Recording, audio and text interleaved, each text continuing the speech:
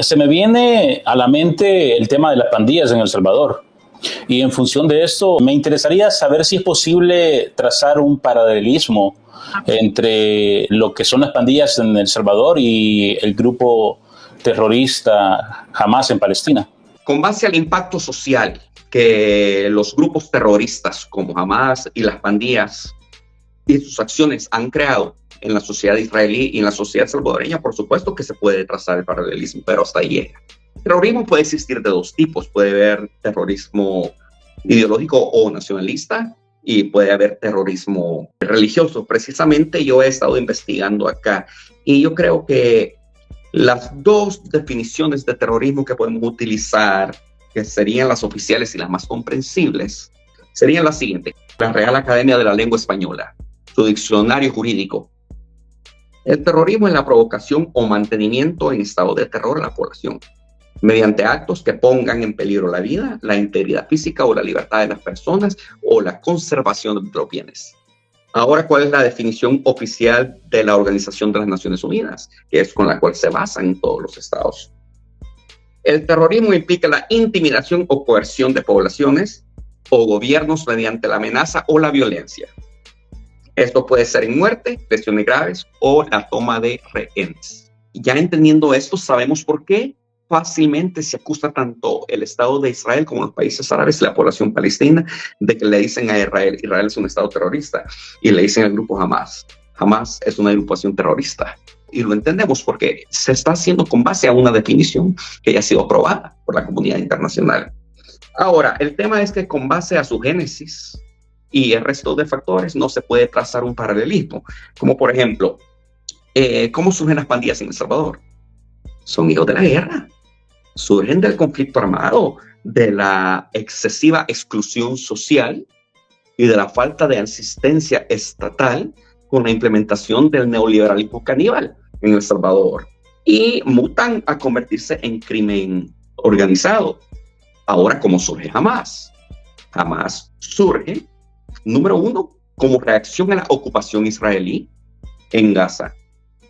Número dos, surge por pensamientos fundamentalistas también. La hermandad musulmana de Egipto, que ya había nacido en 1920.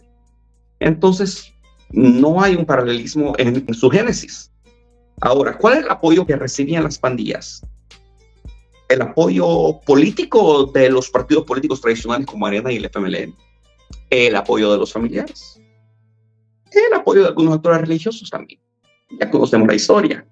Mientras que la agrupación Hamas, que también tiene su ala política, ganó elecciones que, a pesar de no ser un estado con un territorio definido, aceptado y reconocido por la comunidad internacional después del llamamiento que hace George W. Bush, y después de que se llega al acuerdo con el Estado de Israel bajo negociaciones de que se le debe de permitir a los gazatíes y a las poblaciones palestinas de Cisjordania elegir a sus gobernantes locales solamente como gobierno de transición.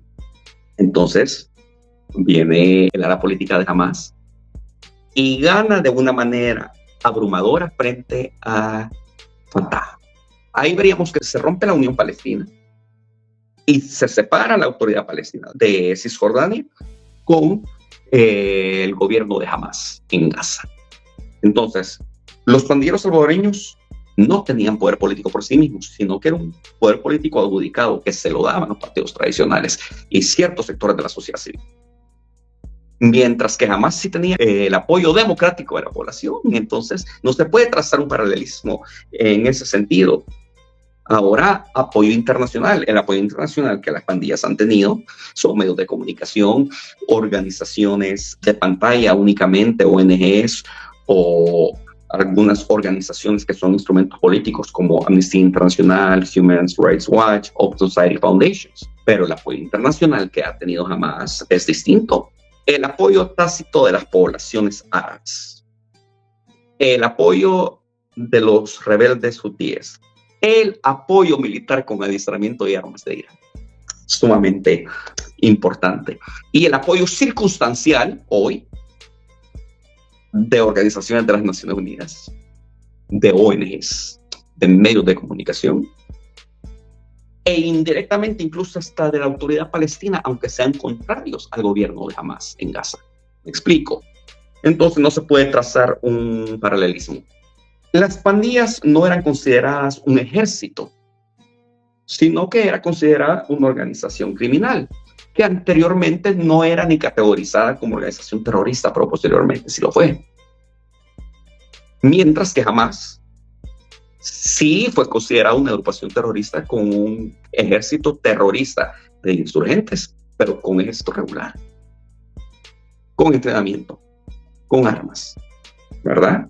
Y con financiamiento, tanto por fuentes legales como la recolección de impuestos por su ala política que había ganado democráticamente, como ilegal ante los ojos de la comunidad internacional el aspecto económico de Irán, que Irán les ha apoyado con muchísimo dinero.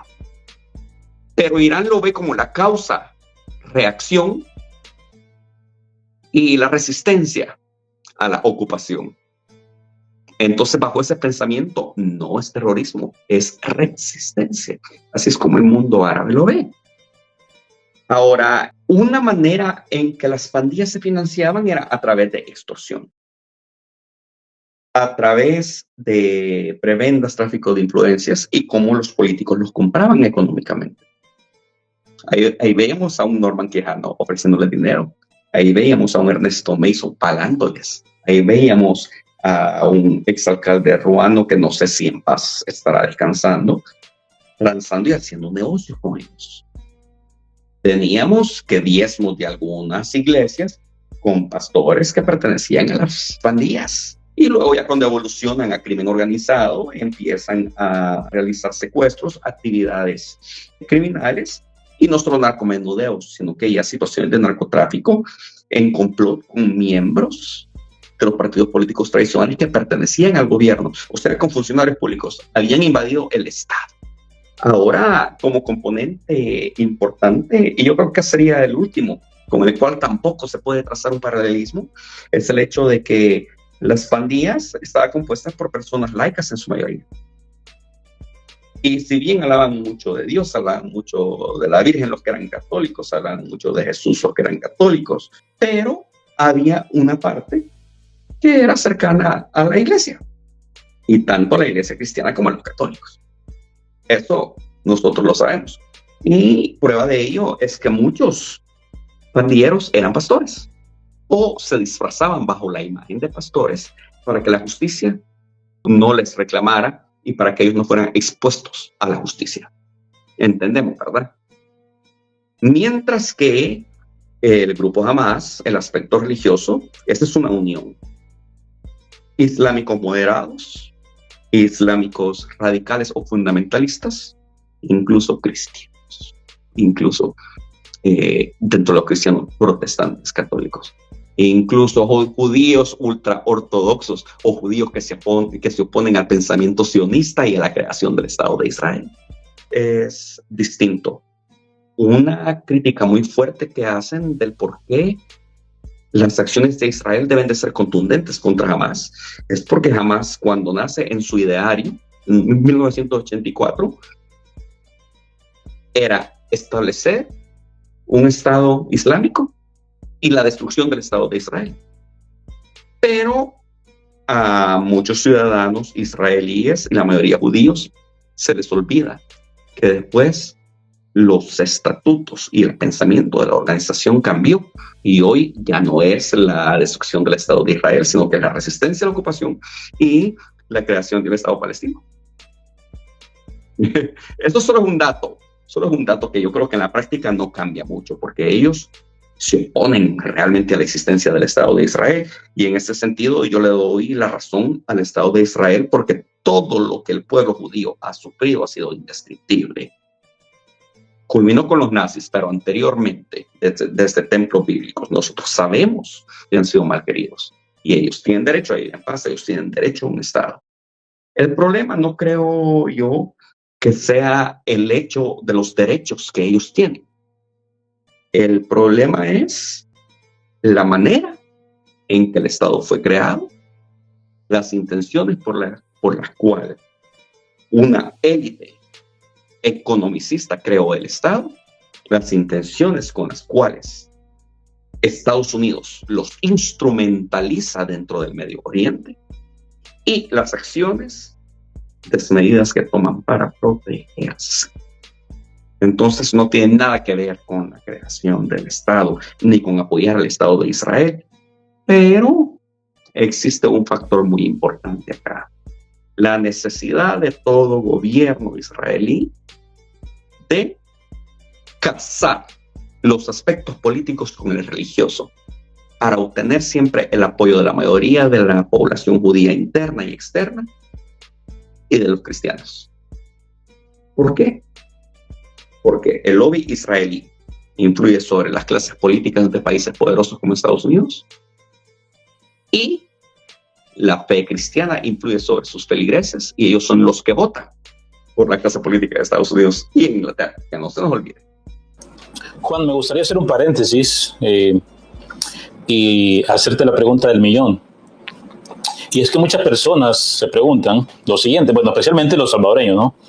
Se preguntan lo siguiente: ¿por qué, si el presidente Nayib Bukele es de origen palestino, no se ha pronunciado aún en favor del pueblo palestino una vez que Israel inició la incursión militar dentro de la Franja de Gaza? Primero, el presidente Bukele no es palestino, él es salvadoreño.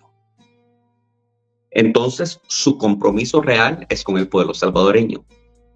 Sin embargo, por supuesto que existe un compromiso moral con su descendencia. Ahora, El Salvador, con el presidente Bukele, ha manejado una política de no interferir en los procesos políticos de otros países o guerras o conflictos que se lleven a cabo entre otros países. Entonces, existe una congruencia entre lo que yo le llamaría el silencio estratégico del presidente Bukele con la política exterior de El Salvador. Y aquí tenemos que entender que cualquier opinión que el presidente dé va a ser considerada oficial por su investidura. El presidente Bukele fue muy claro que él dijo: lo mejor que le puede suceder al pueblo palestino es la desaparición de Hamas, bajo el entendido de que es una agrupación terrorista y que, al igual que las pandillas, han causado demasiado sufrimiento a las poblaciones a las cuales pertenecen. Ahora, El Salvador sí ha apoyado la causa palestina. Si El Salvador votó a favor de ampliar los derechos, votó a favor de la petición, nuevamente, de reconsideración para que el pueblo palestino sea reconocido de manera oficial y sea miembro pleno de la Organización de las Naciones Unidas. El Salvador estuvo dentro de los 143 países que dieron su voto.